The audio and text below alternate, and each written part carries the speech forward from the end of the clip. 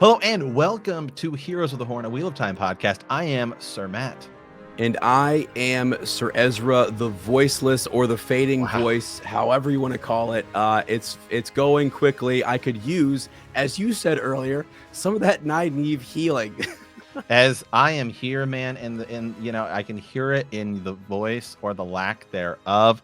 It's almost like your voice, my friend, has been gentled. Oh Just my like God. low gain. Wow. Oh, What a fantastic episode. And let me tell you guys something. So I just watched this. I know we're in this live stream. I just jumped in. Yes. And we were doing this live here on YouTube as well. Absolutely. Drink some gravy. Why? Because it's Thanksgiving. let's Okay. go. And you know what I'm thankful for? I am thankful that we have this Wheel of Time show. I'm thankful that we have a lot of people in here watching live, hanging out. Yeah. It is all great. I'm thankful I get to talk with my good buddy Ez about the Wheel of Time. So let me tell you, Ez, just quick little recap of what we saw in this week's episode. We start off with Logain in Gale Dawn, as we call it now, per the show, Gale Dawn. I thought the opening scene was awesome. Just a little. We see the dagger he uses. You see, I love that they showed us more of the corruption of the male half. I liked that some of the lore we got this episode was that being explained.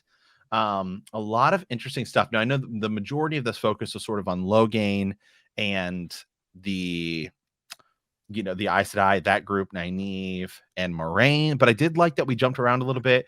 The Perrin Egwene section with the Tinkers. Perrin using the hammer. We're already beginning the hammer and the hammer and the axe. Rand and Matt. We're beginning to see Matt's sickness, and I gotta say, I really like and appreciate the way they're doing it, where he's almost like coughing up this like darkness, right? This like dark energy, whatever you want to call it. Loved the episode overall, and we'll dive into everybody's comments here and everything here in a second. Where does this stack up for you? As for me, I don't know, man. So far I genuinely like all 4 episodes. Yes. This might be my second favorite. Like, none of the episodes I think are bad whatsoever. So I would say I think this is my second favorite. I think episode 3 is my favorite still so far. Just tons of fun, right? In that episode I thought the Dark Friend was great, everything. So I think I like this one probably the second most because it's a little. I like the drama. I'm here for the drama. Just like you know on TNT, right? We are the drama. And so I like the way we did lore and everything. Like, we got to see the male side of the power. But let me tell you something pretty interesting. Is I was watching this. Normally I watch episodes by myself, nobody around. But we were over at Thanksgiving dinner, and my fiance Teresa, right, her stepmom has been watching it, and she was talking to me about it. And of course, she knows literally nothing about the books, is only watching the show. They all believe that Nynaeve is the dragon. So I think I really think it is working. I think sometimes we need, again, this is one of the things we talk about, which is once you've read the books, and like I would say that the majority of people in this stream watching, right, and everything, we're like the hardcore book group, right? We're all hardcore book group and everything. So sometimes we sort of view things like, I'm viewing this right now, and I'm like, I swear, as I literally was thinking to myself, I was like, I swear to God, if they make Nynaeve the dragon, I might go burn down Jeff Bezos' house. Okay. Like, because I'm like that is extreme. That is too far. But then I sort of, I was thinking about it, and I think that the way they're doing this is really cool, especially for people who don't know anything about it, because they're wondering. They need that. So this is, the thing that made Game of Thrones so great was nobody knew how it was going to end.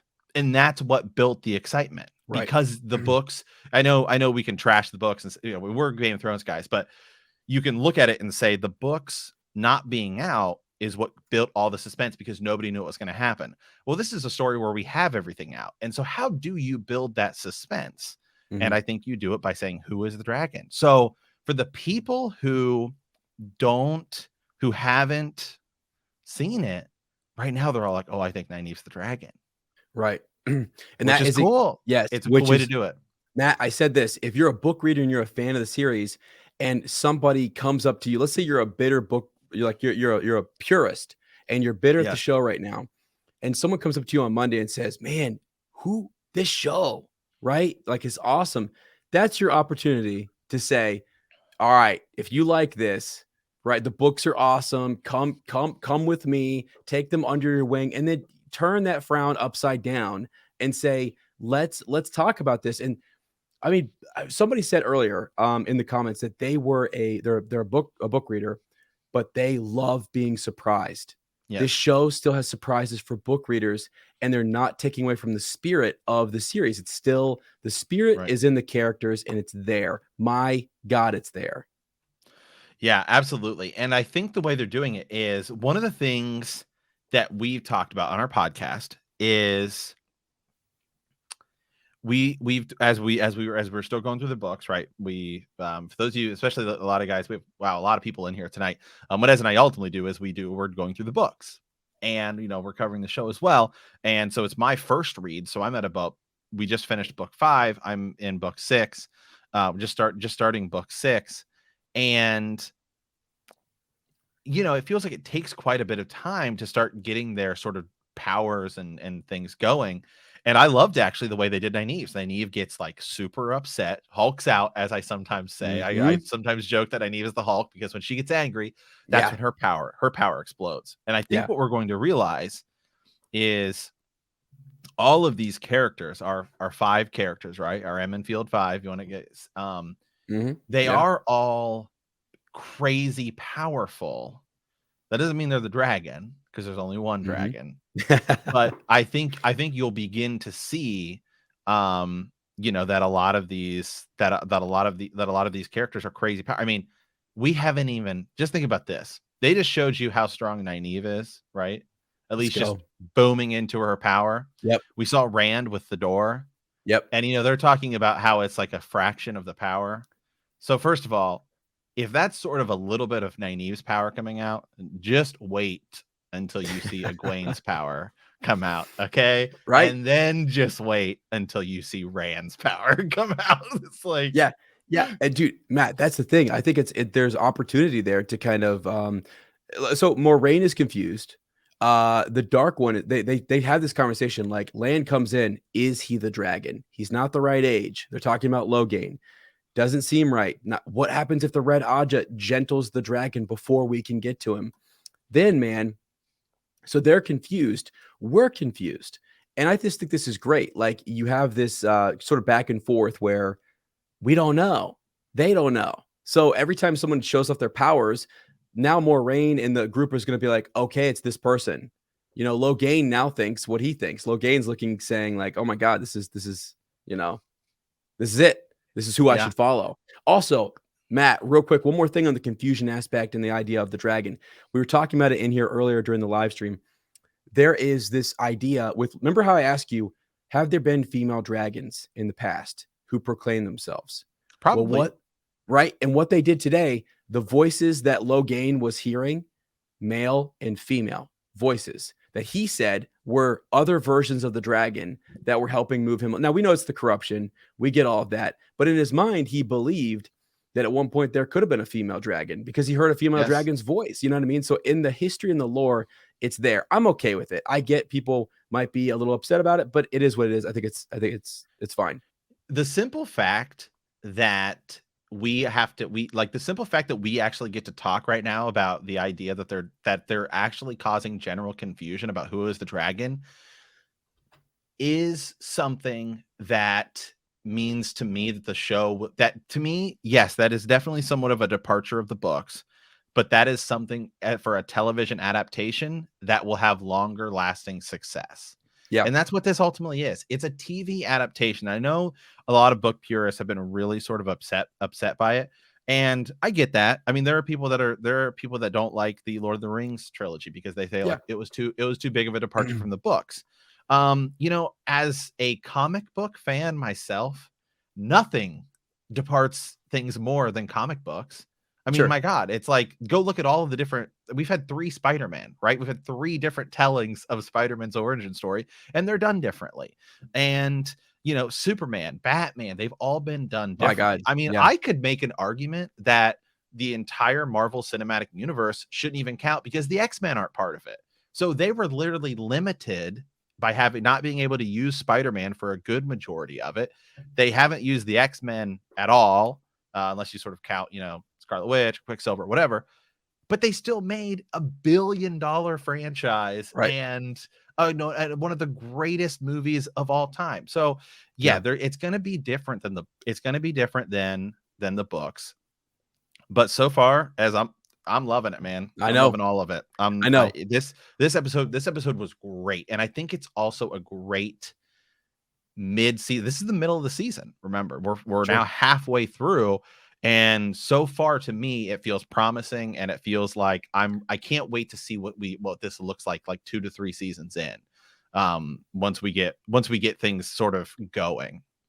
Yeah, and I said this earlier too. I think like to hear Rafe come out, the showrunner, and say, "Guys, I wanted a 2-hour opener. I wanted 10 episodes. I fought for the Song of Manetheren, to stay in, to have that moment." He's fighting for these moments that he thinks are gonna help book readers and purists to get to the show and really love it. And I don't know when you want to bring this up, but I want to bring up one.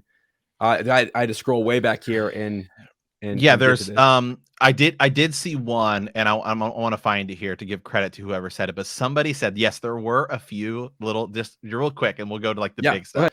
You can There pull it up. were a few things that I definitely thought was funny that you would only get if you were a book reader. Like one was the difference of like dogs versus cats, right? Oh, In the White Tower. And another one is the way Leandrin says like Nynaeve. She specifically oh says her my, name wrong, which yeah, is totally a like a shout out to thing. the book people. Yeah. Totally something. So there's definitely little fan service, but it still sort of works. Everything. So yeah, you can go into we can start going into some deeper things here because there's a lot, and we'll be here for a bit. Yeah. So okay, I had folks, and you guys, as you're coming in here, feel free to leave us a comment and let us know your favorite thought, something Yeah. you want us to focus on. And Yeah. real quick, if Forever's in here, we got 70 people in here, which is absolutely insane Insane. to even think about. But you guys could all do us a favor and like that smash button or smash Yeah. that like button because it does Yeah. helps boost the Get more folks in. YouTube algorithm. So yeah, we could always appreciate that. Yeah. A We'd love you. donation for the Gleeman, Oh really. my God. That's all it is. That's all it is. Yeah. But yeah, no, appreciate that. And then also, friends, we do a live chat with our patrons too, which we'll do a live stream later this weekend for our patrons. But with that, Matt, holy smokes, there are too many moments to cover. I actually have a doc that I pulled up over here. I wrote down some stuff before you got in here, like a couple things we're going to go over. I'm going to list off all of these, and we can go in any order. It doesn't matter. The Way of the Leaf, the emotions, the things that were said, Isla, Rain, Aram, all of it was fantastic. I've good connections there. We've got Rand's dream sequence. We've got Matt's sickness, Brigette Silverbow, Matt as lost it. lost it, right? Lost it. Matt as a caretaker and some of the stuff that he has going on there. Tom's connection to his nephew, Owen. I said that I think it is Owen. Yep. Pretty sure. Yep. The Red Aja have been out gentling men, Matt, without a trial. By the light, what is going on? You've got the Green Aja, the connections with their warders.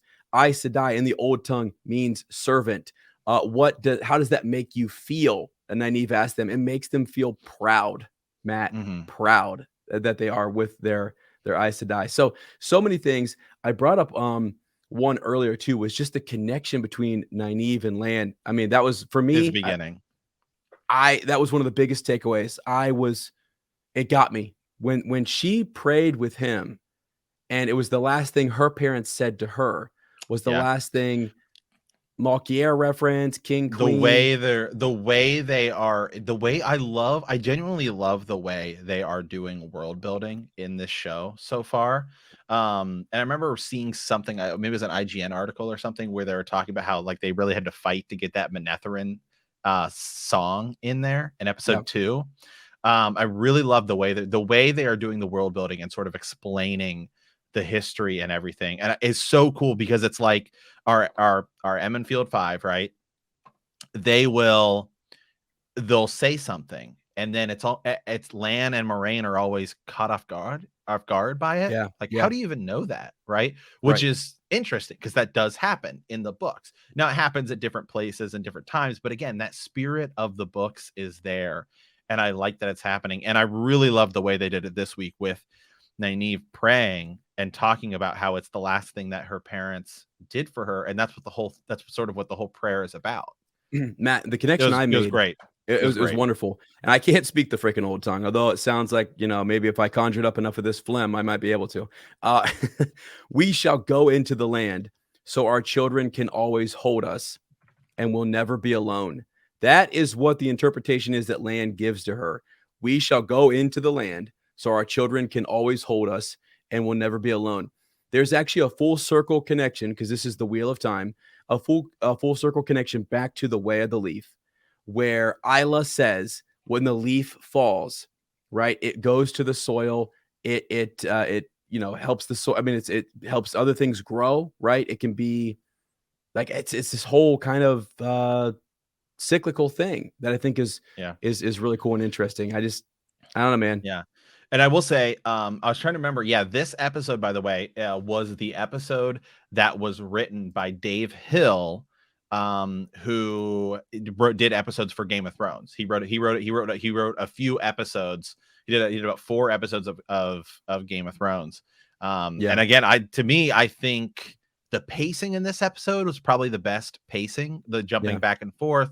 But I think this is what the majority of the show actually going forward will look like now that we're all separated and we're all going to be going on our own adventures. And once, we'll meet back up, but as we know in the books, they'll continue to sort of get spread out. And so I think they did a really, really good job with that. Yeah,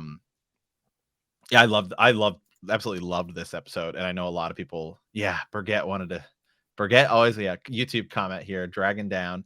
Burgett always wanted to see the world. So great, so great. And a lot of the people in the chat are saying, by the way, that this was a lot of people's favorite episode so far. So here's a great comment here. David Jones, I found it difficult to accept how anybody would follow the way of the leaf in the books. The explanation here, tying it to reincarnation and the wheel was great. And I will agree with that, and I'll also say I like that they're Mhm, beginning to explain the wheel a little bit more, mhm, and just how yeah, it sort of works, and like the dragon has been born again and all of this yeah. stuff. um so overall, I mean, where does this episode rate for you? Right now it's number 1 for me. Right now, and I get it, and that's probably just me coming right out. It's just whatever you want to call it, just solid. So episode number 1 was my favorite before this. I also liked 3, but episode 1 got me. I mean, it was like emotional, the whole thing. But this for me was my favorite episode so far. And it had so much. It is so jam-packed.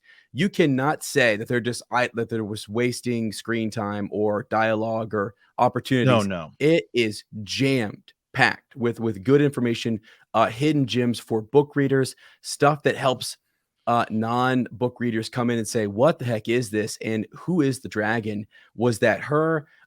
Moraine's confused, Lan's confused, the whole thing. It's all there. Like the doll is a big deal. Matt, that was the Grinwell farm they were at. We were trying to confirm that later. That was Els Yeah. Grinwell, we were saying probably is off at the tower, and that was her family that just got killed. Now that's gonna be an emotional thing later. They're setting up stuff later. Els is at the tower. They're setting this up. Yeah. So It was great. It was great. And it's a little different, right? It's a little different because Tom Maryland is there. So Tom talking about Owen, right? That's been shifted a oh, little bit, yep. right? But it works.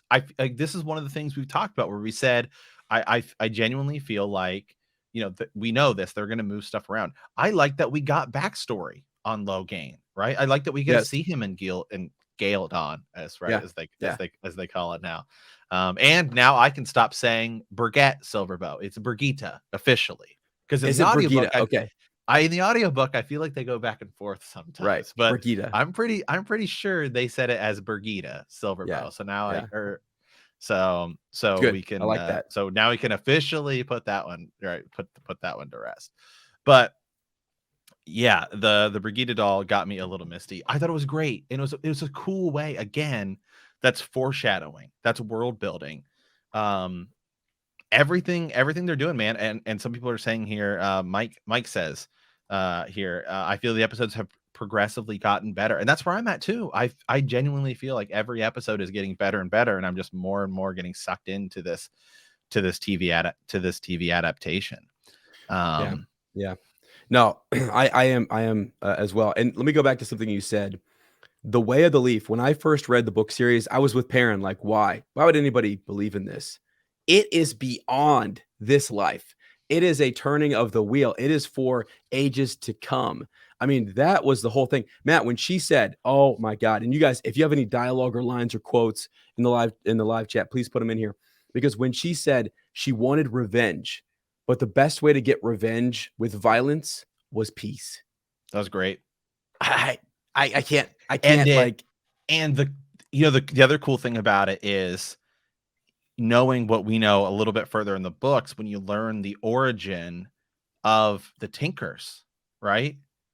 And yeah, their connection to their past. To me, that even made that, which I won't spoil here, but that made that even more awesome yeah. because we know where the Tinkers come from in the books, and their connection and their connection to a certain group. I was almost like, wow, because the other group is such the opposite way, right? Yeah. And Oh, that's for so sure. it's like, no, we sort of the fact that that it's the other way around. We fight sort of violence with love, like in a different way. It's because sometimes you hear that and you're like, okay, get these Yeah, whatever. hippies out of here, or whatever, Right, you know what I right, mean? yeah, Like, but the way right. she explained it as this, like, what better way, That was it was great. it It was was an great. And extreme. It's yeah, because it's an extreme way of life. Um, even though it's this pacifist lifestyle, it is the complete opposite to a very extreme form of, right. like violence. So it was And just to show. she said it too. Yeah, I got a comment here. I don't want to I don't want to put the whole comment up just 'cause I don't want to spoil the whole thing. But yeah, she's how they pulled out the spear, right? Was the Mhm. cool, that was a great, that was definitely a great there. So shout out to Sean who put that in there. Yeah, super super awesome way of doing that. And yeah, exactly. Some of the Tinkers are pulling on Perrin in a big way, especially after what he's been through. Oh, And yeah, her going through the weapons, right? An axe. yeah. And then she knew, yeah, you had something with the axe. Then she sort of asks him, and like, Mhm. what did that do for you? Exactly, man. It brought nothing like again, yeah, had that not have come, like his wife would still be here maybe. We don't know whether the child thing we don't really know what was going on there, but man, yeah, whole life was cut short because of it and someone near and dear and precious to him and he is reeling with that. I mean, every episode I'm watching Parent just and I'm like, "Oh my god." Like don't forget that that happened. Like it's just it's with him every step of his journey and it's just yeah, wild. While we're on the Tinkers, real quick. So Aram, Matt, when he says, so his story, where I was telling folks, we know where Matt's at, and Matt's we again, this is a good point here. Aram later on in the series, you know this. He and I'm sorry, this is spoiler. I marked the whole episode, this whole thing as a spoiler because he picks up that sword later on. Right now, Yes. he says the wind blows some leaves right? It's like the wind blows some of them out. A lot of them return and come back. But who is he to fight against the wind if it blows him to this other path? I just there was so many the dialogue and the writing in it was just so good. It was so good.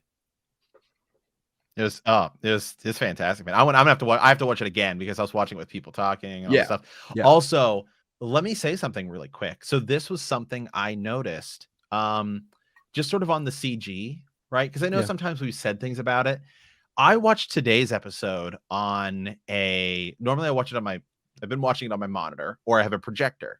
And today I watched it on like a 4K TV. And you know how sometimes 4K TVs will like over analyze, or it can sort of do like the upscaling stuff where like sometimes you watch old movies and they feel weird, Sure. right? Because the way it sort of how it processes it, that's the word I'm looking for. Yeah. I'll say I watched it today and I was like, the CG feels weird and looks like off. Like the scene in the woods, Yeah. I was like, this looks like low budget and everything. But then I Really? was like, Yeah. I was sometimes when you watch stuff on like on 4K TVs, it will do that depending on the thing where sometimes it overanalyzes stuff. And Yeah. I've often felt that sometimes it actually you can lose a little bit of the artistic fidelity in it Mhm. by sort of over processing things. And so just so for some of the people that have sort of had issues with um the CGI and stuff, I'd say try watching on like a different monitor or something like that, because I noticed that this episode, and that's the first time I've watched it on a TV Mhm. as opposed to like a Felt monitor or whatever. And sometimes I'm just saying I've noticed that when you watch like old movies on a 4K TV, it's like something's going on here. It feels weird. Yeah, and honestly, there were other comments earlier from folks who said, it felt like a CW battle scene. But what's nice and what I'm liking about these comments is that that's not the end of their comment, which is still they're carried away by the story. They're so Right. caught up in the dialogue and the action that it didn't take them out of it. You know what I mean? They noticed it because I don't really have an eye for that kind of thing. I mean, that's something Matt Yeah, notices a I lot. do. Like, Yeah, yeah, I'm definitely, somebody where it's like I yeah, you're a game. I, visual. Yeah, I'm you a can. gamer, right? I'm a Yeah, gamer, so it's like trust me, I can tell you the difference between 24 frames a second, 30 frames a second, 60 frames, like right, all that, right.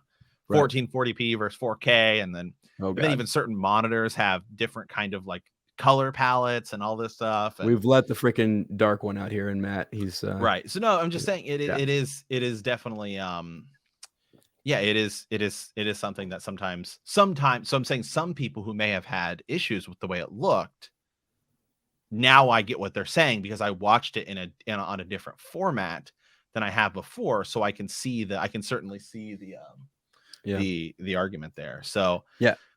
I wanted to real quickly, Matt, if you don't mind, I'm gonna pull up a couple go right comments ahead. here. So, Marcus Rutherford plays Perrin, and I thought this was really important because he does not Great. have a whole lot of lines, but what he's doing with his body language, his demeanor, eye gaze, all of that, and the direction on it is probably just fantastic. Like whoever's directing this episode, I forget who it is. Awesome. There's so much that they're conveying in his body language, and he's just doing a great job. And yeah, he is absolutely a genius in his role. He has the least amount of lines of anyone and is among the most powerful of the entire cast in terms of his acting and just what he's conveying to the audience. Like every time he's on screen, I'm just like, are you okay? Like I'm like a Right. Gwaine, like give him a hug. I'm just so worried about him. Yeah. And man, let me just say really quick too. One of the other things I really loved about this episode is the way they are beginning the way they started to explain the warders, the different ajas, right? Oh God, we got to talk about that. Yeah. And they began to explain the warder connection with the Aes Sedai, which actually worked for two things here. Hmm. One, it worked because we see an Aes Sedai die, and so we Hmm. begin to get that. And then also we see, wow, looks like some of the Aes Sedai are Right. with their Intimate. warders, Yes. intimate. And so then that's interesting because then Nynaeve sort of asks, she's like, wait, are the three of them? And then he kind of Mhm. looks at her and smirks, and then Land's like, well, maybe I should go. And Yeah. so then I think we get to see Nynaeve be like, oh, maybe they are like intimate together. And then Right. we are already beginning to get a little bit of the Nynaeve Land relationship. Mhm. So it was really interesting because you introduce it here and then it actually allows you to create and sort of lift these other storylines up, multiple storylines by doing it here. So I think it's great for the middle of the season. Yeah. Now, real quick, mega change here. I mean, you want to talk about total departure from the books. Yeah. In no segment of the books does Logain like murder everyone and is saved by Nynaeve. So big Wow. departure. But again, I thought it was cool because I was like, I loved it. I it freaking loved it. think about where we're at now as we're Yeah. in, I'm gonna be honest, we just finished book 5, right? Yeah. Of Mhm. 13, right? Yeah, 13 plus New Spring. Mhm. We just finished book 5. Nynaeve hasn't even become close to that powerful yet in the books. Mhm. Yeah. I know she'll get there, but Yeah. I think the way they're doing some of the speeding stuff up, I'm fine with. Right. So, and Matt, what they do in the books is they often say it's dialogue. It's this Aes Sedai saying, 14 "Oh, total. Is it? Yeah. Is it 14 plus yeah, New Spring, or is it 13 plus New Spring? Which would I I think it's 14. Yeah. But what the Aes Sedai typically say, oh, she's stronger than anyone in the tower, or this person's stronger than this person. It's typically done in dialogue, or when someone's channeling, there's commentary on that channeling. Now, for us, we need to see it. 15 total. For the audience, they need to see it. So to show her do something that like other Aes Sedai, like Karina Nagashi, Mhm. had difficulty shielding Logain and then healing Moraine. So that's and she's this very powerful member. And it's like, okay, now Nynaeve comes in and does something in an emotional, angry moment.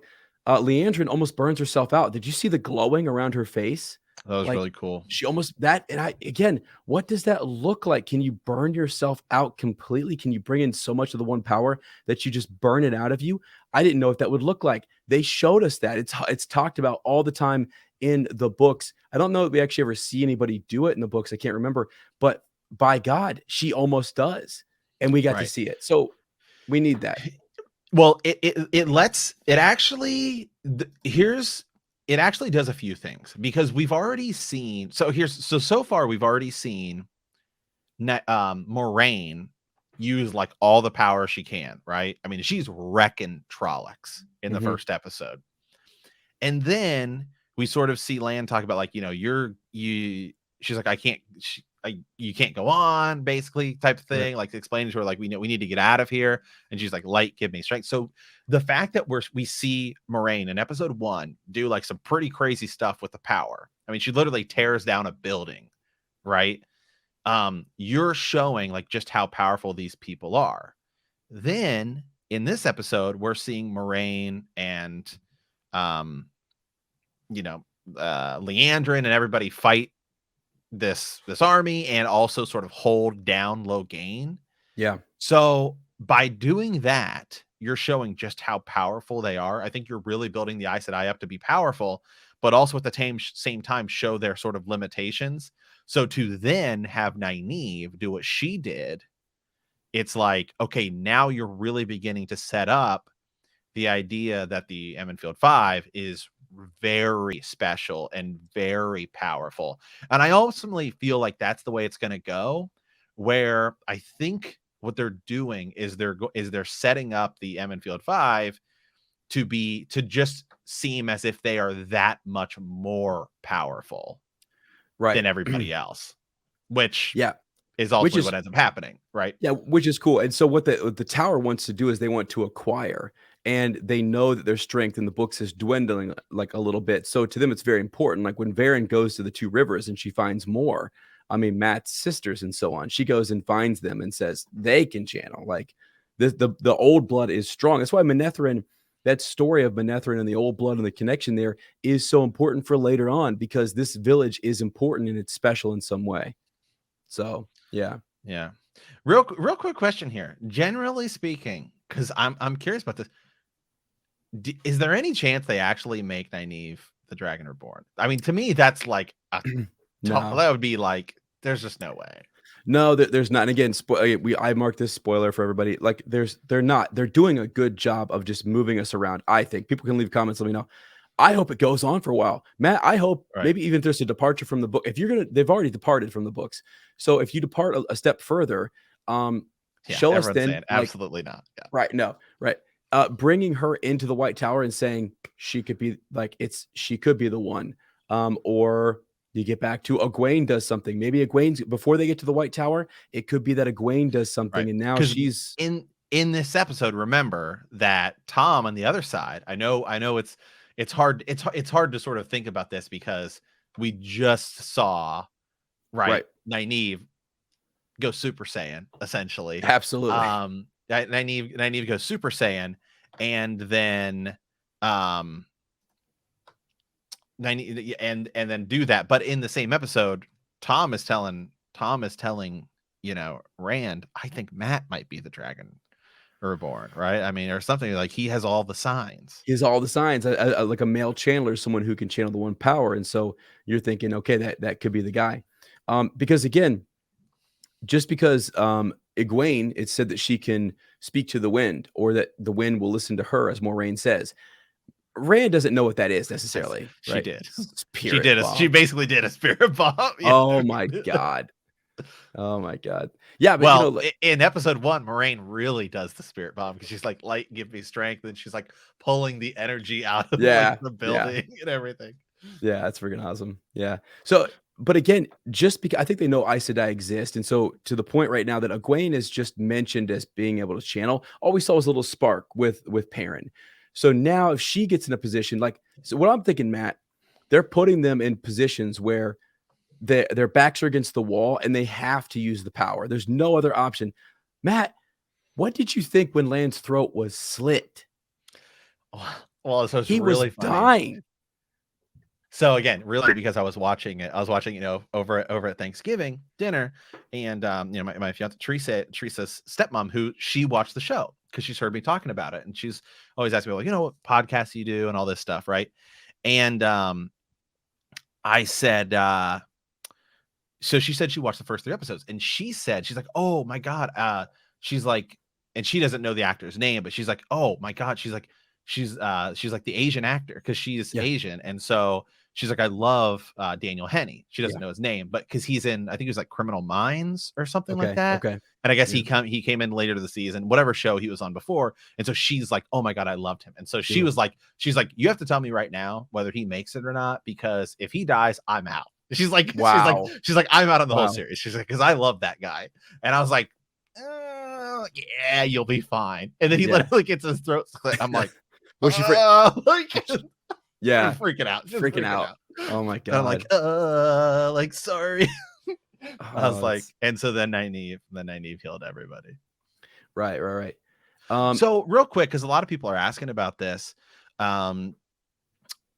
Do well, first of all, we have one question in here, David, saying, can I talk about spoilers for the entire series? So right now, technically our podcast is we just finished book 5. So that's where I don't have knowledge actually really beyond that. yeah. So I don't personally have an issue with it, but I won't There know what you're talking about. But right, so yeah. that's where we kind of keep stuff, is where we're at the podcast. But I mean, it's Yeah. all free game. There's a lot of people in here. Anything could be And said. So actually what might happen, I mean, not Rafe said through books 1 through 3, right? But God, season 2, who freaking knows, Matt? They're moving who stuff knows? around. That's why we move through this. But what you said to me the other day was really important. You were like, as somebody could say something about something that happens in book 8 or book 9, and there's so much in between that. I don't know how it's going to happen. You could tell me it happens, and I could say I have no idea how we get there or the context around it. So it doesn't hurt too much because it's a huge series. Right. So real quick question, because a lot of people are talking about Logain being able to see Nynaeve use the power. Right. Um yeah, so he can see I thought either that's either they either messed up there a little bit because Or earlier they're just Moraine changing it. yeah, but earlier Moraine says he's just sitting there still. We can't I've never thought about like he's channeling, but I can't see it. So they made it very clear that the women could not see the men channeling. So at the end, he does see her channel. So I don't know if they just kind of that's a continuity issue inside of the show, this episode, or if it's actually something like men can see females channel, or he just saw the effects of her channeling. But it seemed like that the sun was referenced in bright light.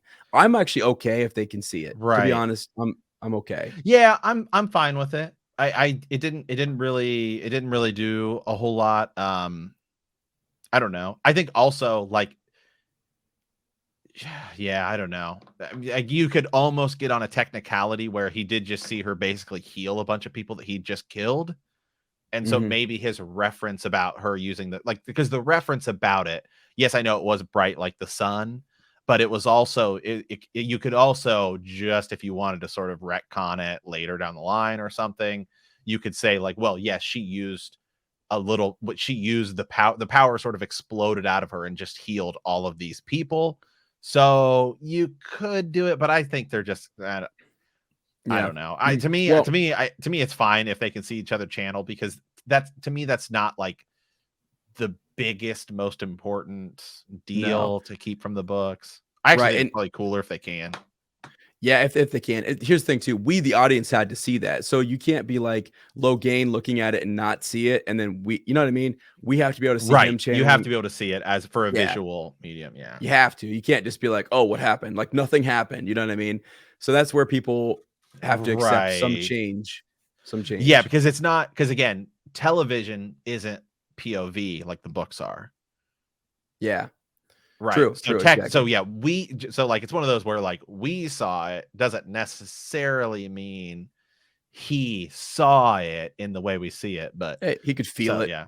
Yeah. Exactly. Because I'm sure at some point we will get like a channeler versus another channeler, male versus female, pushing back on each other, and we'll see it, but technically, in theory they wouldn't. But so that's just a television thing. Yeah. So yeah, being able to see each other's power level is an improvement. Allows for a lot of plot later. Yeah, exactly. It's television. There's really no other way to get around it except to show you Logain. You go first person camera on Logain and have him using it, and first person camera on somebody else. Just that'd be weird. Television's different. It's just things have to look different. So right. Let me go back here real quick. What did you think about so I want to mention something, Matt, and this is something I said earlier before Matt got on the show. But his situation, he cares about that little girl. It reminds him of his sisters. And this is a mild spoiler for later for Matt. This is not going to hurt Sir Matt to know this. But Matt, in his personality, develops a caretaker role, kind of, for a young individual later in the series. And they're setting that up both ways, his sisters, and then going forward, he has a soft spot for those children. And it just kind of reminds him of his sisters. And are they at home being taken care of by your mom and dad? He's thinking probably not. And I'm away from them. I want to get back home. Yeah. So did you think, by the way, that Matt killed those people? I did too. I was like, holy. The initial shock, I was like, wait, what? And then Matt was in there. Yeah, with the dagger. I like the way they're doing it.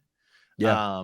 You're surprised, right? Because for a moment, you and I were like, what? Whoa. Right. And then the freaking fade has been there.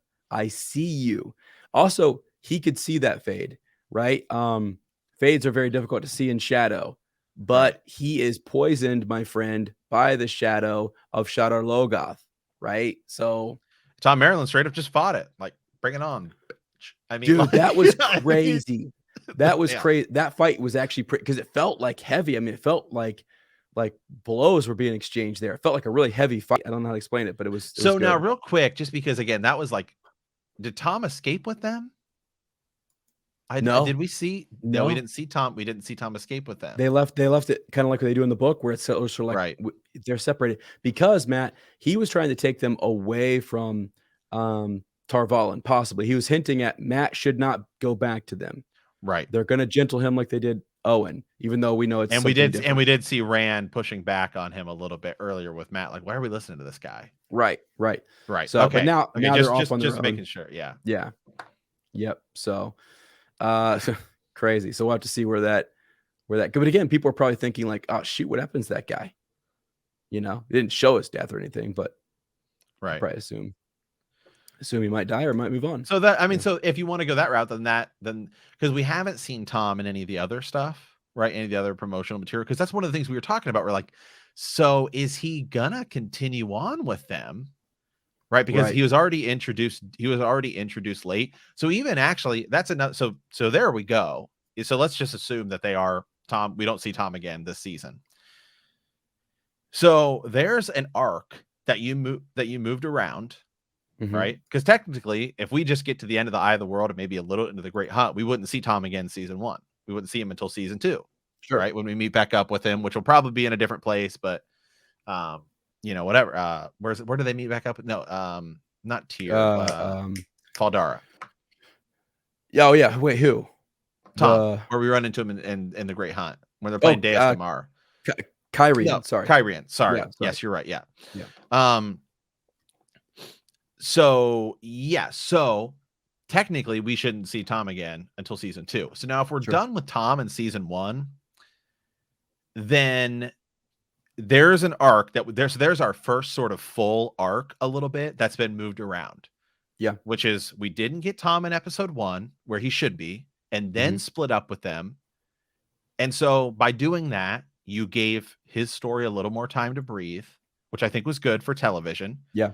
And the ending, yes, was slightly different the way his story goes in season 1 compared to the books, but it still goes along with the story. It'll still be when he comes back, it can still be done in the same way. Right. And you just moved it around for television, and is it that big of a difference from the books? No. Still works. It's still Right. fine. Right. And there will be like I think he's gonna when he meets back up, it's either at the end of the season. It could actually be later. End of I mean, season 1, right. it could be like revealed he's still around, and there's something where we kind of move on with that. There was a teaser for this episode where they showed was it God, who was it, guys? The Keeper of the Chronicles, who was saying, "Bring forth the false dragon." Right? We didn't see that, so we didn't get that far. Obviously, that's coming up in like a later episode where we're going to go before the Amerlin seat. Like they've already gentled him. I kind of feel By like the way, they did they say the Amerlin seat weird once in that episode? I feel like the first time they said it, it wasn't like we've always called it the Amerlin seat, Amerlin seat, but yeah, I feel like the way they pronounced it the first time was kind of different. different. So I need to go back and listen to that again. Well, it wouldn't surprise me if the cast also were just pronouncing stuff a little differently too between members, so which is fine. Which is fine. Right. But yeah, I just felt like okay, we're gonna have a scene later where he's gonna be brought before them, and that's gonna be, someone's gonna have to explain why he was gentled before he was Right. brought in because he had a following. He wasn't just some random guy channeling. He had a following. He had a king of Galadon with him. So yeah, Let me pull this up here really quick. So now that we're a little bit more into this let me pull this up. Okay, so remember the episodes are the episode titles and descriptions are up on IMDb.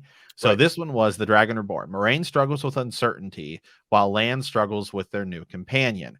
Rand Mhm. wonders about Matt. Egwene and Perrin take their first steps down a different path. An incredible new power is unleashed on the world. That was the little description we had going into it. And I was kind of like, okay, I feel like this might be a tame episode. Not so much, my friend. Mhm. So Right. next week, by the way, is the episode called Blood Calls Blood. Perrin and Egwene run into a familiar face. Matt and Rand see strange ones. Moraine and Lan mourn their loss. Now, this is the one I think we've seen in the trailer, right? Where the warder is crying at the funeral pyre, right? He's Yeah. kissing the ring. So I think we're going to get that. So here's the real question. Who's the familiar face? Yeah. For Egwene, right? Egwene and Perrin. Yeah. Yeah. I have Unless two they I have two options. okay. Because I don't think are they getting all the way to Tarvallen in this next episode? They might. No, I think they're still with the Tinkers wandering. I Okay. think it's likely they come across a peddler. Oh, But again, they didn't talk to Badon Fane. right. But they know him. Stefan, yeah. Yeah. Yeah, Kyle here. I'm gonna go with what he said. I think we're gonna run to the White Cloaks next episode. Holy. Oh yeah. We did kind of see them being circled, didn't we? Yeah. That's right. I forgot about that. We saw that. So that'll be the familiar face that we'll see. God And then dang. and then wow, you're already pushing forward. They're really pushing forward, I think, the Perrin a White Cloak showdown. Yes, they are. Yeah. I mean, I don't think like it's all going down next episode and stuff like this, but I do think, yeah. Yeah, this is good. Valda doesn't forget faces from Ben. Ben Butler, shout out. Yeah, that's cool. I mean, my God. Oh, yes. And then we did see this. We already saw this in the trailer. Yeah. Aram is on the ground next to them. Yeah. They're being circled. So, do you think the White Cloaks would hurt the Tinkers? Or do you Yes, think they 100% I do. Yeah, okay. 100% I do. Because remember, it's Shadow Rising, where that's a big showdown between when Perrin basically tells him, "If you guys ever come back here, Oh, yeah. yeah, Yeah, that's true. That's true. Big stuff happening. And well, we have to remember in the book, in the first book, he kills a couple White Cloaks, right, and which is why originally he's taken by Jeffrey Bornhold and held. I think there was some leaked photos. Sorry, this is maybe too spoiler that Egwene and him in a camp. So yeah, I think you're right. We'll see the White Cloaks coming up, which is great, man. The way they're doing the White Cloaks is got me like, holy, I'm right." scared of them, So this is and another I one. So this wasn't. was really, it was really interesting being able to talk to somebody, because especially now that the show is out, because it opens it up to all these new people. Again, I'll reference Right. it again. Talking to her name's Leslie, which is my fiance's stepmom, and she's Yeah. super into this. What knows literally nothing about the books, not I mean whatsoever. She's like, okay, here's this new show Matt keeps talking about. I'll check it out. And she was asking about. She's like, wait, are there like a lot of factions? Because she's like, you know, the White Cloaks. Basically, she didn't know. I was like, well, she's like, they're like the men in white wearing like cloaks. I'm like, yeah, they're called the White Cloaks. Like, like Right. Right. again, And so I was like, yeah, I was like, theoretically, they're good guys, right? But then Right. I sort of explain it, and so yeah, it sort of gets it. So yeah, they're like, we're gonna purge it. So I think, yeah, we're probably seeing White Cloaks next episode, which is great because we're just beginning to build this world more and more. In that, just because they say they fight for the light doesn't mean they do. Just because they seem like they're good guys could be dark friends. You never Let me know. let me let me let me just Dark One's taint here.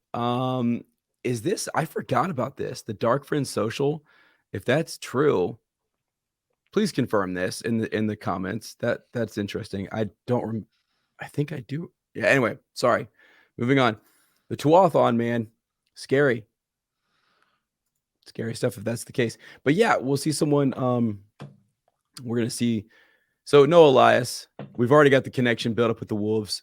Perrin knows what's happening. Unfortunately, we probably won't see him. We could see him later, maybe, but yeah. So we'll have them showing up with the White Cloaks. So my question is, how do they get rescued? Like Lan and Moraine and Nynaeve could still swing back around and do the whole rescue thing on their way to Tarvallen because They seem so far away. So the next episode, by the way, episode 6, is called The Flames of Tarvallen.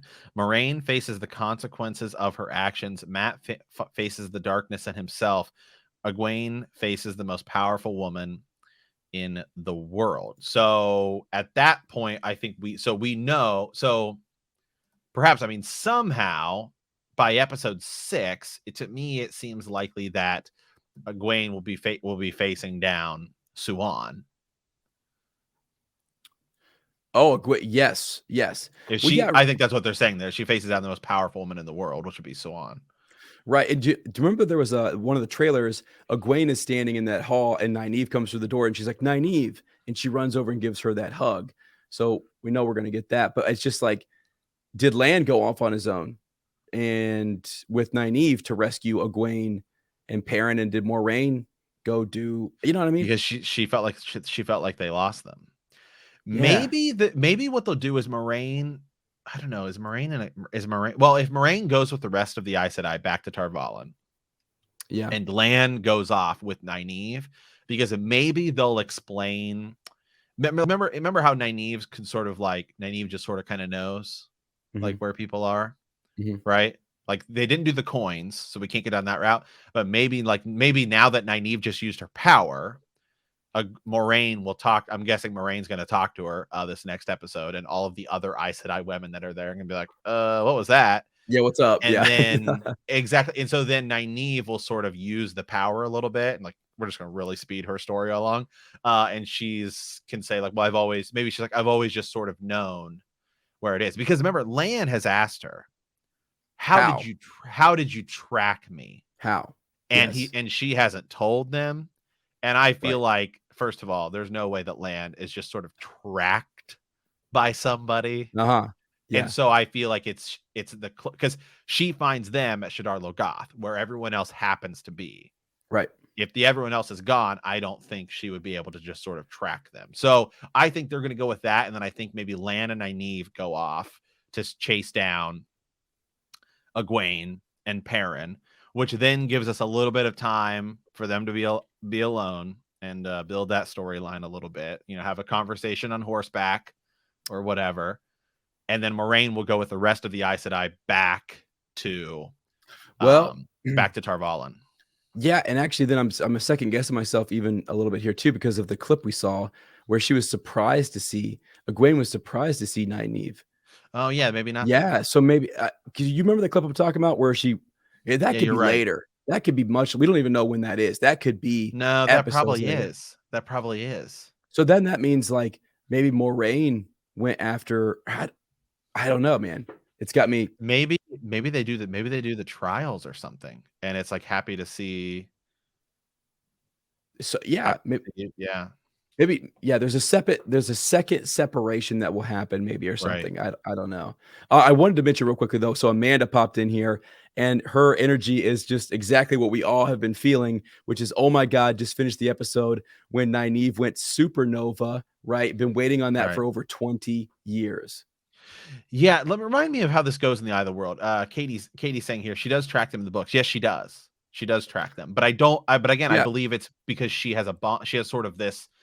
She can sense them, right? and I think someone said I think it has to do with the healing that she in the Right. books. I think she heals Egwene, and I think she has some sort of bond with her. I don't correct me if I'm wrong, guys, in the comments. I can't remember. Right. So It's maybe in she the got as far as middle. Shadar Logoth, and also they said something about Nynaeve's tracking ability and like how her upbringing too. I think she's I just a will I will I will look for this. I remember I don't remember the title of the chapter. Um but I sort of remember where it's like towards the middle of the Eye of the World. yeah, yeah. So let And me pull this up. Yeah. I do want to do so. So while you're pulling that up, let me talk about something. I want to go on a tangent here for a little bit. Yeah, So right here. Real quick, real quick. sure. This is from Tarvallen Library, which is a great resource and is sort of like the wiki for this. Nynaeve, Lan, and Moraine also end up together. Moraine makes Nynaeve accept that she can channel by pointing out that she can sense her presence, and also that Nynaeve can sense the presence of someone who she has healed with the one power. Yeah, Exactly. there we go. So again, and I think that they'll go down that route, and that's how she'll explain that she was able to track them. Right. I do like the Moraine coin situation in the books. That was kind of cool that she could feel Yeah. something with the coin. Matt, just to bring because we're all hyped about this. We brought it up early on the show. I do want to bring up some of the negatives. So some people don't like it, Yeah, right? absolutely. And Yeah, that's let's okay. talk about it.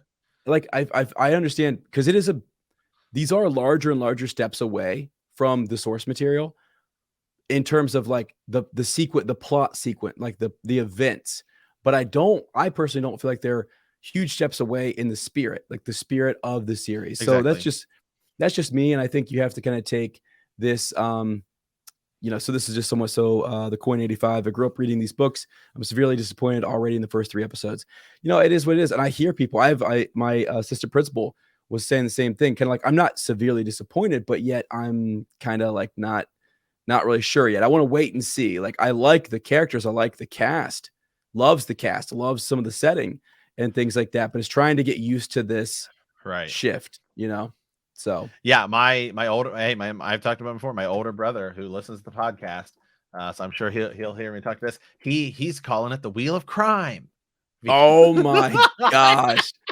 Oh my He's read the books like 100 times, and he's like, I just can't believe the like wheel of they did crime. the What the real heck? the Wheel of Crime. He's like, Rafe Judkins is committing crime. He is a criminal for what Well, he is doing to this. the crazy thing, okay, so I don't know if you know this. So Brandon Sanderson, Rafe tried to keep Brandon, I think, in on this more, and the studio kind of said there's something like with authors, and they go kind of they were worried about that, like keeping him on because they might push for things that don't have high ratings. Like when Ray fought to keep in the Manetheren song and some of the stuff that he's fought to keep, I'm impressed. I'm really impressed, and I think he's doing a good job. And major shout out to him because it's hard, guys. It's 8 episodes. He wants 10. He wanted a 2-hour opener. I mean, they cut all that stuff from him, and they tried to cut the Manetheren song. And he's trying to stick to the spirit of the show. So that's hard. He's in a hard spot. Ez, okay, Can he hold on a survive? second. Well, they've already got 3 seasons, so I think he's doing okay. I mean, look, let's just face it, all right? Jeff Bezos Right. It's like, I'm giving you guys $10 million an episode. I have to go to outer space. Okay. So if you guys want Right. somebody to blame old Jeff Bezos. All right. Right. Because he has to go to space, and that costs more money than giving us, every single thing we want for the show. So Right. Here's something too. As a book reader, I try to find, just like we have Katie in here, just talking about the idea that as a book reader, like there's surprises. Matt and I are surprised. You guys are surprised by some of these things. That's keeping me coming back going, what is next, man? If I I just love it. knew chapter by chapter, this is happening next, let's just see how they do it. I kind of like that I'm surprised by it because it brings in that same Game of Thrones things. Like I have no freaking clue what's happening next. So Yeah. We know an intense, complex story can be told. The first few seasons of Game of Thrones, very little can be criticized. Yeah.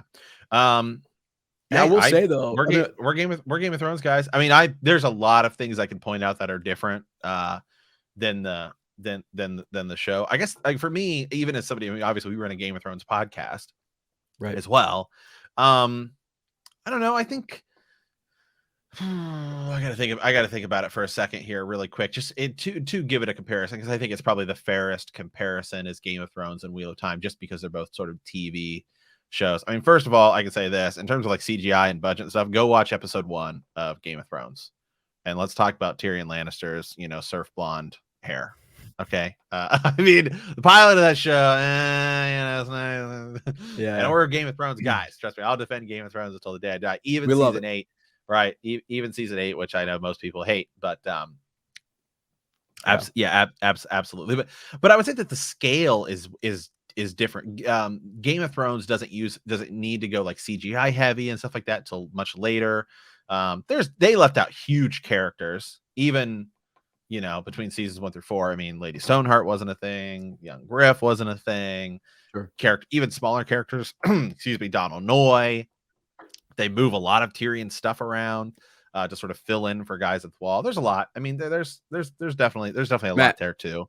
Matt, I want you to look at my screen here real quick, everybody. So you could stack. So Game of Thrones books are about the same size. Yeah. Okay. 5, 6. There's 14. There's 14 Right. of these. They know they can't get that. They have an issue. They know this is going to be difficult to get through all of this. So yeah, I would say though, I think the difference though, to be fair, is the difference of a Game of Thrones to even the Eye of the World is, for starters, the way they do chapters differently. Game of Thrones chapters are just straight one character's point of view, whereas Wheel of Time has you get a chapter and it can be multiple points of view. So even the storytelling is different. And then a lot of characters in Game of Thrones, for starters, don't even have point of view chapters. Like Robb Stark. Sure. By the way, we just cracked 100 people watching all at once, so thank you very much. Let's go. So in Game of Thrones, like Robb Stark doesn't even have point of view chapters, and then like characters like Sansa Stark and Arya Stark may not have their own chapter, but they'll both be in it. So a lot of it actually gets condensed, at least for television. Sure. Whereas Wheel of Time, it's the total opposite. It's like you'll have a chapter where it's like Rand and Matt are talking. Okay, now we're gonna send Rand off this way, and we're gonna send Matt off this way, and it's like one chapter. So I do. They're different. I think in that regard. And I just want to say too, because to the folks who are critical of the series, we're book fans too, and I get you. Yeah, It definitely is jarring a little bit, and I guess I've given up, right? I've just sort of said, let me just let the showrunner and the storytellers take me into this new path, and it is hard. It's hard for some people to let go. So yeah, the other thing I'll say really quick, and first of all, yes, Wheel of Time it feels like a much different departure from sure, yeah.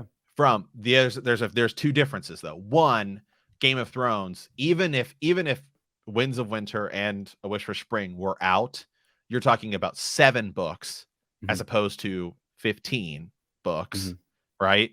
And even at that time, the ending source material we still don't even have, right? Still doesn't exist. So you have a lot less to sort of work with. But yeah, I totally get I do totally get, even though it doesn't bother me as much. I do totally understand the people who are Sure. who Bothered. who do Yes. feel like this is a big departure because it is. It is. It's It not us. fe and it fe I mean, like, Nynaeve just used the one power on Logain. What? Yeah, yeah. Like, I mean, Right. that's way different. So yeah, it is definitely a departure. And so I get it. I do get why I do get people. I guess I would say though really is that let's at least I feel like give it a season. I mean, really for me, it's like I think a lot of shows I'm willing to give 2 seasons. And it's like if it doesn't get better in season 2, because Sure. there's a lot of shows I've talked about this before where you go back and watch season 1. It's a lot of even great shows season 1 are rough around the edges, and I use this as my prime example. The Office is considered to be one of the best shows ever. Go watch season 1 and it is like, wow, things are totally different. And it's only like 6 episodes. Then you get to season 2 and like that's when the show really begins to feel like the show that it is. Yeah. So, I always give a show 2 seasons. Not every show is going to even a lot of shows don't even have great seasons ones. Right? Sometimes it takes them like 2 to 3 seasons to even get in their groove. And we're only 4 episodes in. Yeah, I'm pumped that season 3 has been greenlit and they're doing season. You know what I mean? Because we want more. We want more of this.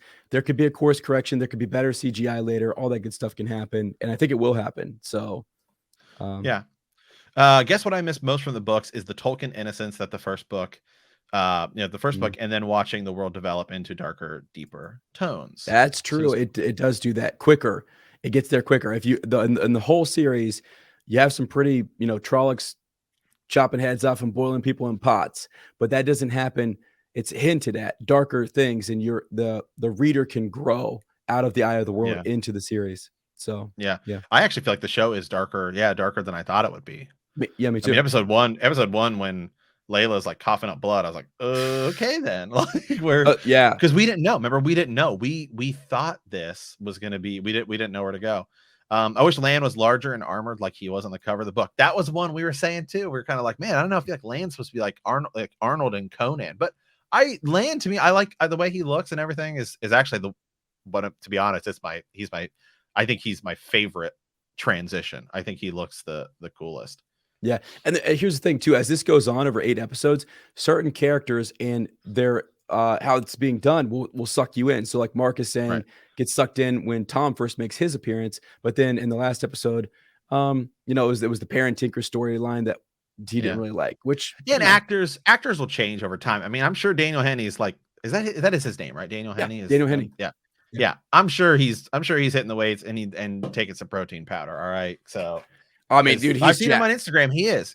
First of all, but again, to be fair, on the cover, he does look like he's supposed to be like a bodybuilder, huge. I mean, like stacked huge. But some of that's armor and stuff like that. Yeah. That Gluteus Maximus is but I think he looks great. Maximus that can ride again on the winds of time. So I'll go ahead and say it. All right. It's good Gluteus Maximus. Anyway. Yeah, gosh. What else we got? Man, we got tons. We're so pumped to see everybody in here. Like, this is so cool. I'm really glad everyone is in here, and this is crazy. Over 100 people, which is insane. This is wild. To be. Hey, Matt, did you see the news? So, like, I guess it was the #1 watched premiere, right? So the Wheel of Time, which that was cool. Kudos to them. That's a good thing to have for this year, and it's awesome. So it's great. It's absolutely. Something fun. Something fun to shift gears here. What about that? Like, so that Emmons Field innocence in Nynaeve, when she's sitting around the campfire, and the warders, you had a couple of them, like one laying between the other guy's legs, like he's leaning back, like, I mean, real intimate, real close. And they're hinting at it with Moiraine and Lan. Someone mentioned something about holding the pinky. Someone was like, I don't know what that was about. Yeah. Did you see that? What? I don't know what that's about. I don't know. I didn't catch any of that. So if there's other things we're not catching, leave us a comment. But I thought it was kind of cool to see the intimacy between all the warders, and then they're proud. The fact that they're proud about being a warder to these Aes Sedai just was so cool to me, man. I thought that's the way to go. Like, they are servants. Oh, and then we have to talk about, because we haven't talked about this yet, the Aes Sedai factions, the plotting between them. Beginning to go, yeah. Yeah, like the Reds, like Leandrin dissing Moiraine, the Greens coming to Moiraine and saying, what are you up to? What do you think? Is this the dragon? Leandrin trying to say, I'm going to gentle this guy. And I'm just going to go ahead and do it. Did she drop the shield? The big question early on was, did she drop that shield a little bit so he could Purposely. break out? Yeah. What do you think? Maybe. It wouldn't surprise me at all. So I can tell you right now, I do think once we get to the tower and the Ajas get explained, I do think we will in season 1 be told about the possibility of Black Aja. Yeah. I think you have to, just to sort of, just because, again, this was an interesting experience watching it with people who know nothing about it, asking questions like, well, wait, what's this? What's going on here? What's going on here? Yeah. Right. Yeah, it is interesting. Katie bringing up poly-homosexual relationships are so beautifully normalized. Yeah, there doesn't feel to be any awkwardness. I mean, other than like really it's the Emmons fielders who kind of, you know, even Rand takes that thing with Matt in stride, right? He takes that in stride. It's awesome. I think it's, yeah, it's always the hero's journey. MN5 leaves, loses innocence. Game of Thrones, Starks left Winterfell. Tolkien, Hobbits leave. Expanse. Yeah, it's all about the journey, man. Yeah, that's what we're here for. It's all about the journey. Yeah, no, we are, and we're on one, man. This is the crazy thing. Like we've seen stuff that I didn't think we would see. Like we've Matt. Can I just for a second? Yeah, hold on. Go ahead. Oh, what? But there is something we haven't talked about that we need to talk about, and somebody else brought it up in chat, and Mark here brought it up as well. And I saw this earlier. Mark Brunetti here. Great question. I don't know if you asked this earlier, Mark, but somebody else did as well. Hey, throw this question out there for the fans, because it is said, remember when Lan is talking to Moraine about Logain and about how, and she's like asking him, wondering about him, is he more powerful than Egwene? He asked that. Egwene more powerful than Logain. Who said that in this episode? Lan asks Moraine when they're talking about Logain, is he more powerful than Egwene? And she said, yes. I have to go back and look. Or it's just posed. It's just sort of posed. I don't know. I don't know that. I don't know that she might have even answered, I don't know. Okay. Gotcha. But it's just the fact that the question is posed. Well, and this is what we're going to get into. We will get this early on too. Yeah, we'll get into kind of the power, like the leveling, the different power levels for sure, because we know that like Nynaeve, Egwene, even Elaine, Avienda, all this stuff later on, they're very, very powerful. And if you listen to the book, they're often you can get sort of a sense of who is more powerful than the other person. And that's kind of a fun thing to get into. It's sort of like your Dungeons and Dragons, power levels, which is cool. We talk about it with Jedi all the time is, who's more powerful, Yoda or Mace Windu, right? Whatever. Yeah, exactly. It's fun. Those are fun conversations to have. And I'm excited to see them kind of do that a little bit in terms of this group. And you know what? Since that was brought up, we're talking about Logain. I wanted to mention, I am just blown away that they went with the whole. Did he not seem kind of Christ-like? Like, as in, like, he was not Christ-like. I shouldn't say it that way, I guess.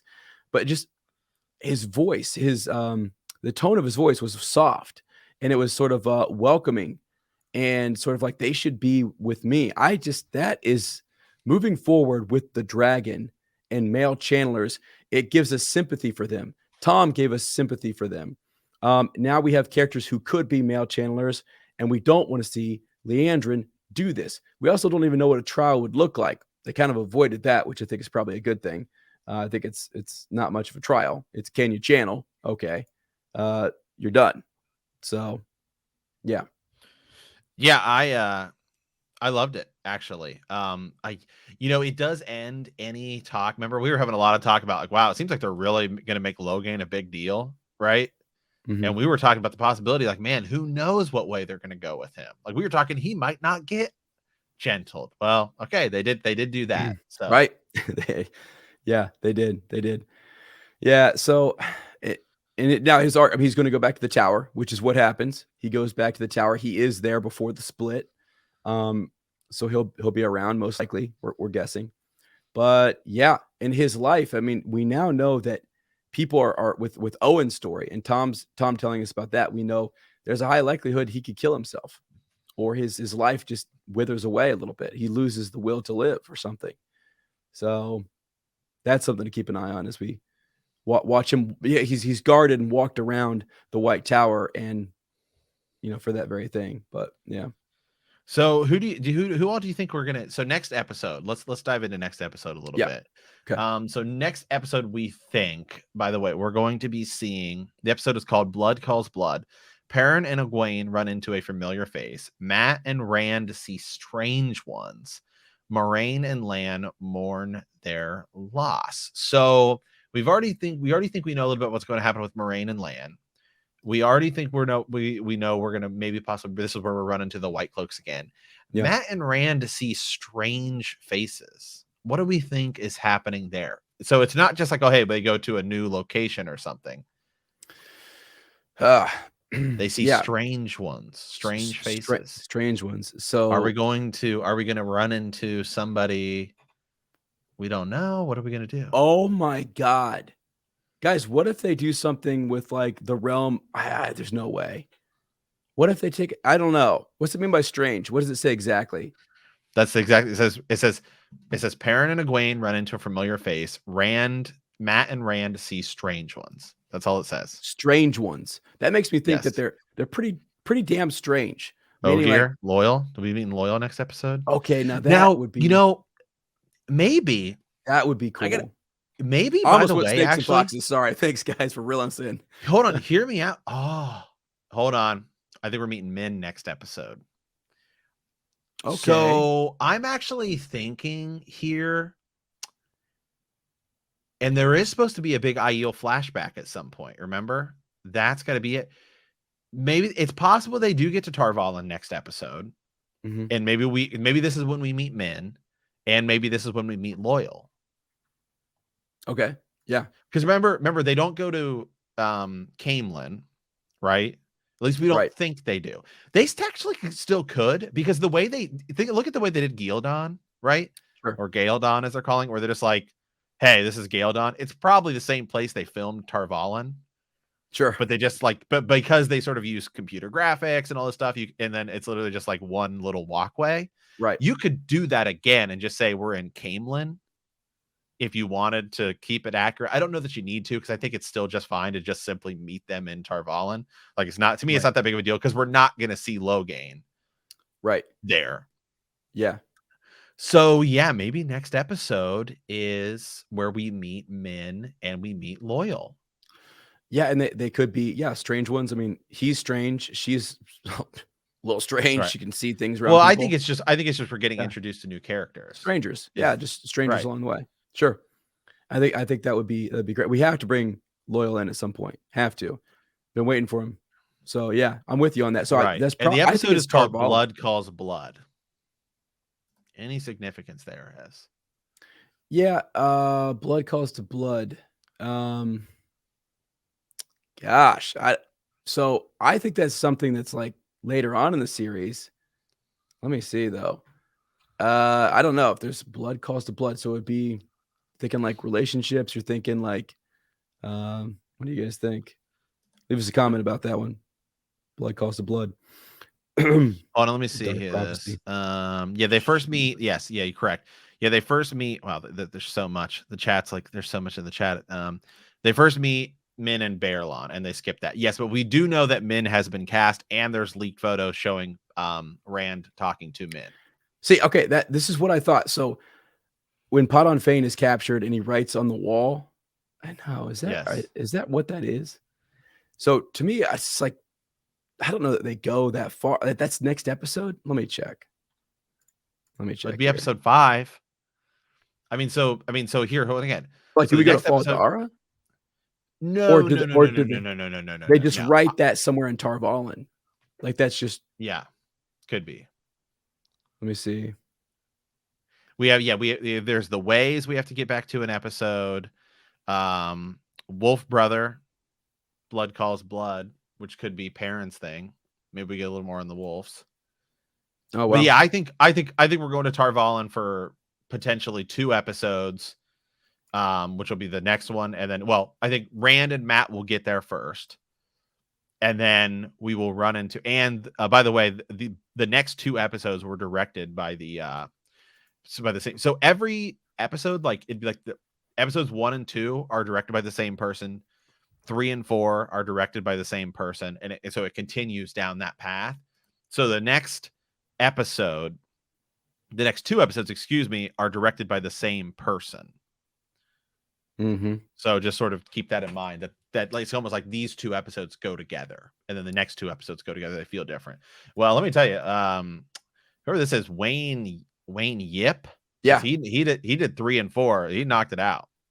Hey, he's also he knocked it out of the park, man. Because these episodes have been great. he directed some of the season 1 Lord of the Rings episodes.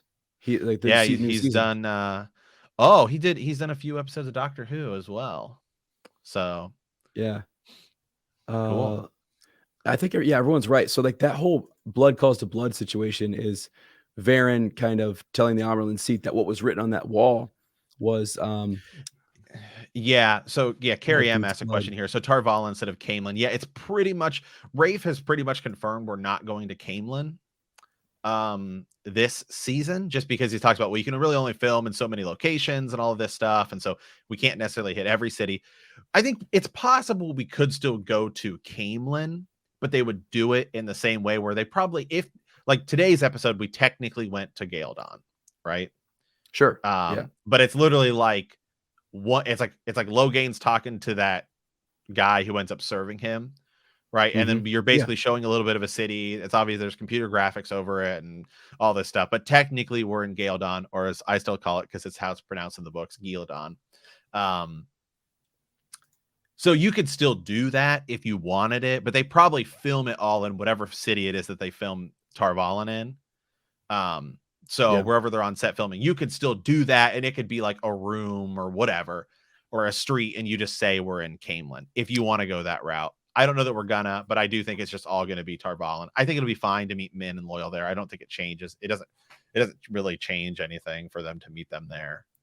Yeah, I totally think this whole the title is somebody said it's a misdirect. They think it's trying to throw us off a little bit, and it could just be something about the old blood or family connections or relationships, something because yeah, unless they're moving Pot on Fane arc into something sooner, I don't know.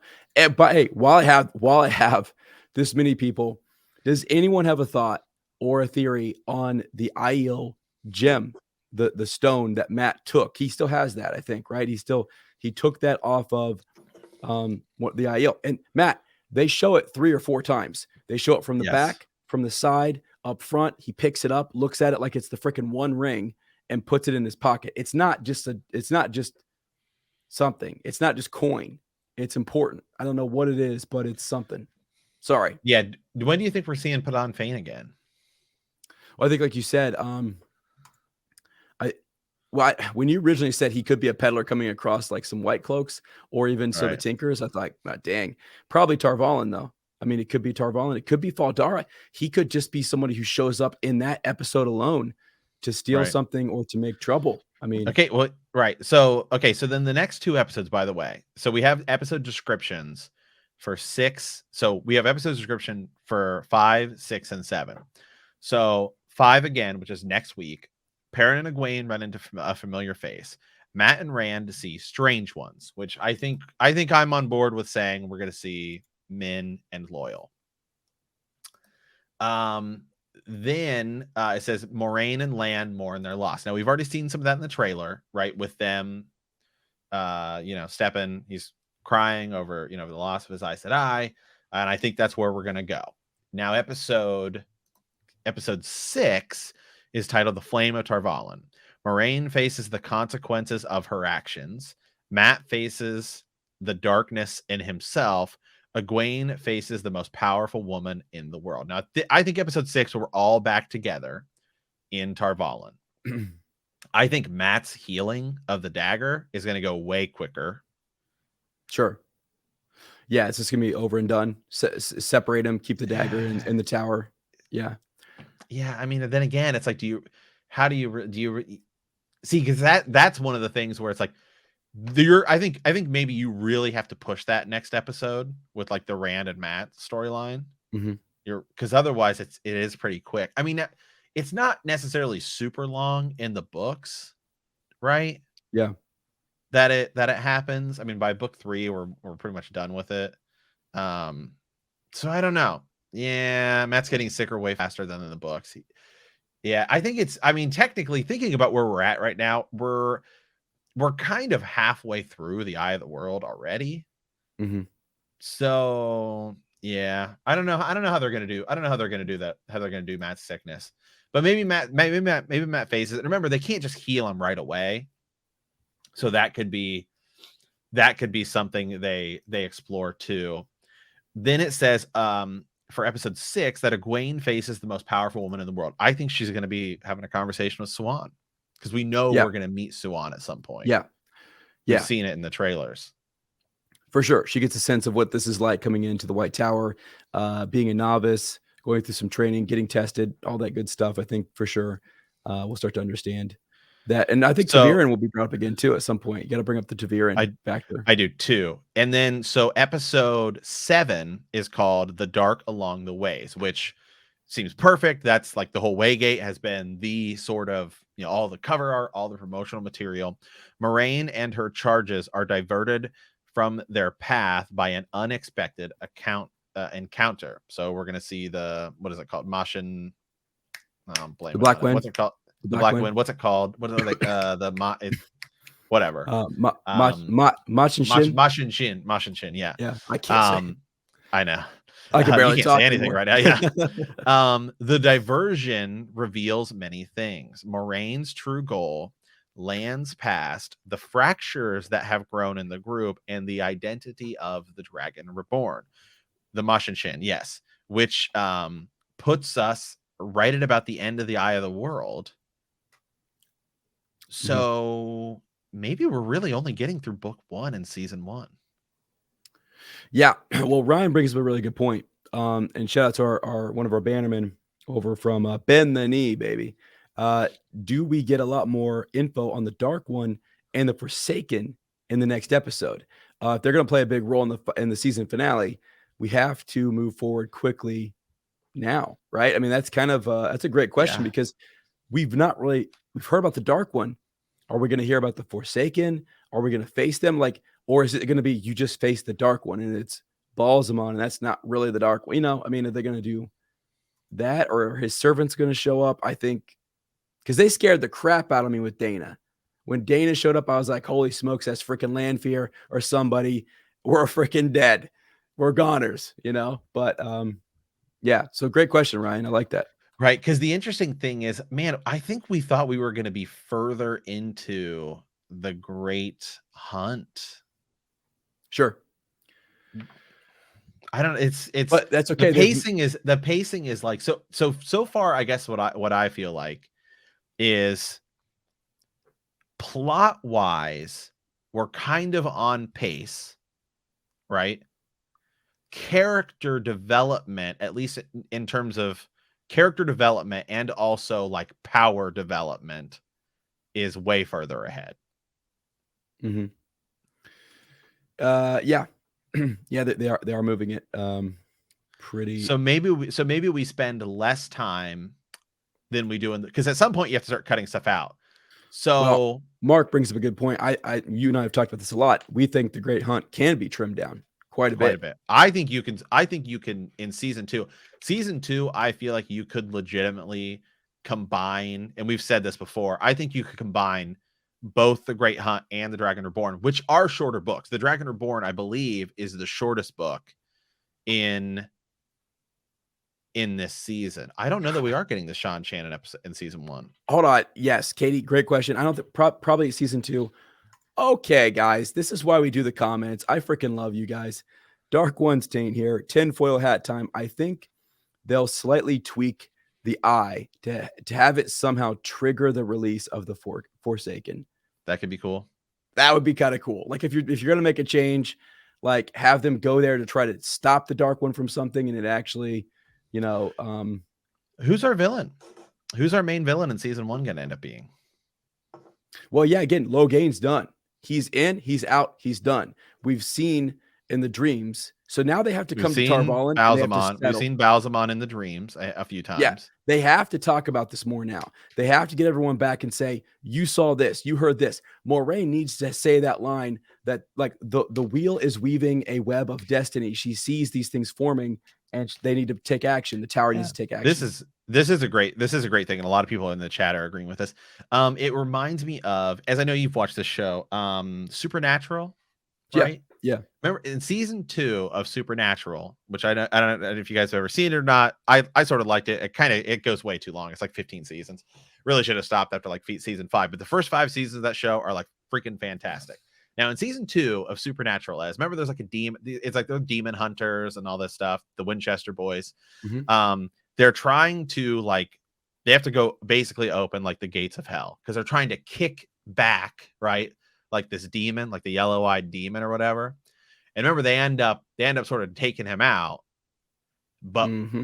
in doing so, they like open it up and like they release all Sure. these people. That could be a way you could do it. Right. Yeah. Interesting. Yeah, that I think that'd be kind of cool. That's kind of a cool way. Something triggers something else, and boom, they're Yeah, coming they out. are. Yeah, Wheel of Time for life. Saying they are filming season 2 now. Could he have been talking about that? Yeah, they are filming season 2 right now, and we know Elaine is cast, and they haven't announced specific roles for a few actors, but one of them pretty much looks like the exact book representation of Varen Sedai. Sure. And then the other one is, I don't know her name, but she's a pretty gorgeous actress. Yeah. She got long black hair. Yeah.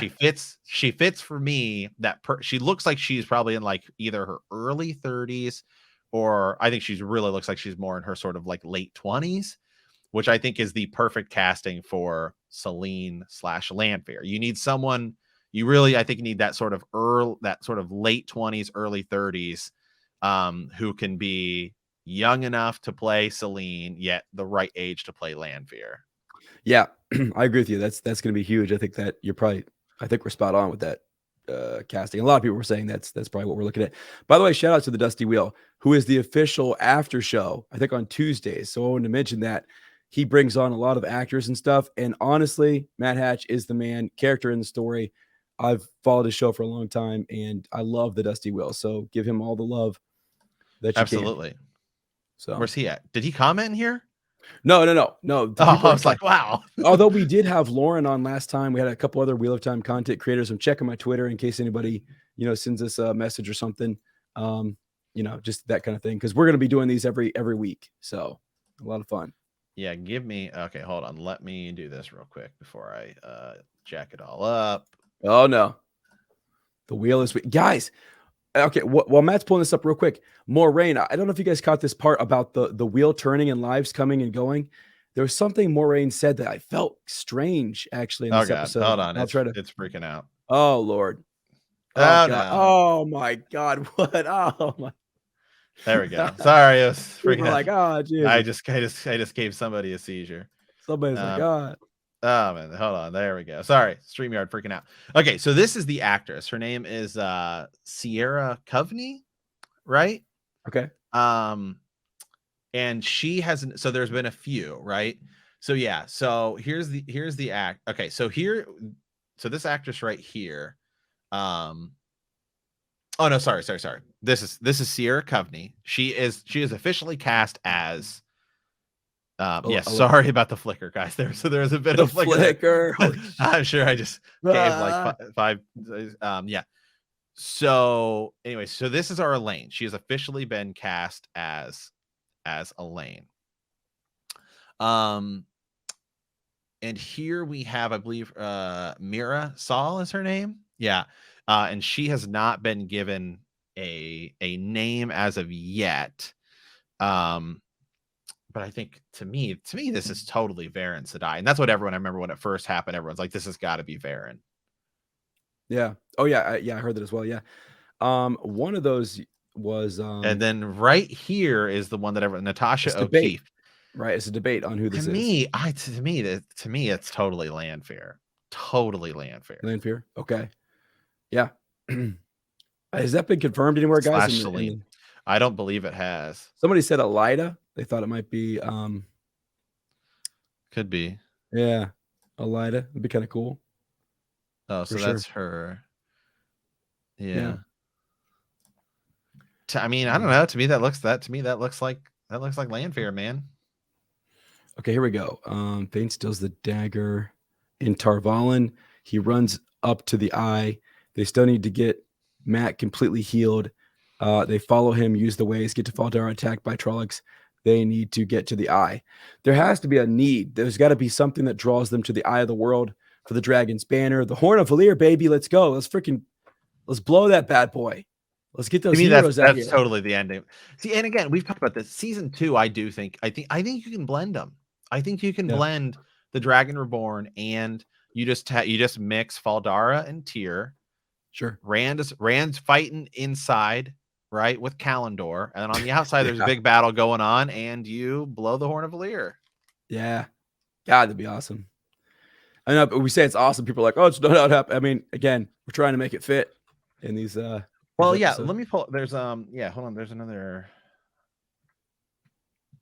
I'll pull this up too. There's a graph actually that's like really awesome, and it sort of shows. I'm gonna screen share again here. Hopefully, it does not flicker. God. Okay. Thank God. It's literally Jesus. Yeah. Okay. So this is it's a word count of each of the books. So the Eye of the World is sort of right here, right? I guess you can use it as our baseline. So if we use this as a baseline, right? Mm-hmm. So let's just say that the Eye of the World is one season. Okay. Well, the next 2 books, I guess, are not the shortest. But to me, if you can sort of blend these into being one book, which would be The Great Hunt and The Dragon Reborn, which I think you could. Yeah. Then you can do that as a season. Now, the tricky part is when you get to the next block, because those are the 3 biggest books, which is The Shadow Rising, The Fires of Heaven, and Lords of Chaos, which I'm not even into yet. But having read them, once you get past The Great Hunt and The Dragon Reborn, you start to get into the territory in which characters start not showing up or showing up for like frequent bits of time. And so then you begin to sort of like, for example, we just read for our podcast, The Fires of Heaven. Perrin isn't even in the book at all. So what are you going to do with Perrin roughly season 3 to season 4? Well, you start pulling stuff from this book and this book and this book and this book and this book. And so I think eventually we'll sort of be able to do it.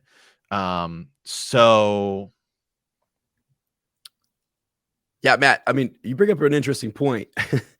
Like there's whole books where characters are not in it, right? Right. I mean, so you can't adapt those block, season by season. Exactly. This block down here, right, which is Path of Daggers, what is that? Winter's Heart, and then Crossroads of Twilight. I mean, these are pretty short books. All 3 of these are pretty short. Now, I haven't read them, so I don't know because we're not there yet in the podcast yet. I don't know what you can pull of that and what you can't. But to me, I mean, just knowing I spend a lot of time on the Reddit, and everyone's over there is really sort of good at not spoiling stuff. Memory of Light to me seems like it has to be its own season, and there's just no way around it. What? So yeah. What the last? From everything I've seen in the subreddit, which is really good at not spoiling stuff, the Wheel of Time subreddits, is that A Memory of Light simply has to be its own. Oh yeah. Its own season, and there's just no ifs, ands, or buts about it. Yeah, it's its own thing. 100%.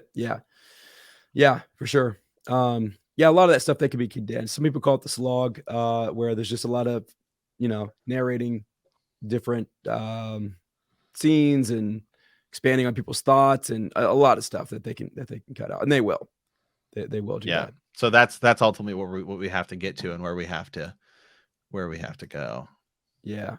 So, okay. Well, I think what I'm going to do is, I think it's probably okay at this time. We're not going to leave the live stream, But Ez and I are recording our audio this just for our Podcast. general podcast. So we're going to do an outro here. We're still going to hang out on YouTube, but we're just going to sort of get our podcast outro. It just makes it easier for recording since we're doing this live. So and while we have everyone here, by the way, we do have episodes on Apple Podcasts, right? We've got some Apple Premiere stuff over there for folks. We've got stuff on Patreon, live hangouts we're bringing on the show, all that good stuff. Please like, please subscribe.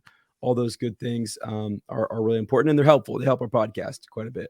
So absolutely. So all in all, loved the episode. For those of you guys hanging out here on YouTube, we're not going anywhere. We're just going to do a quick outro for our podcast. So with that, we'd like to thank you guys for listening, hanging out with us here on Heroes of the Horn. We super appreciate it, guys, because this whole season, this whole show has been absolutely fan-freaking-tastic. So we will see you guys next week for episode 5, which is Blood Calls Blood. And remember that the grave is no bar to our call.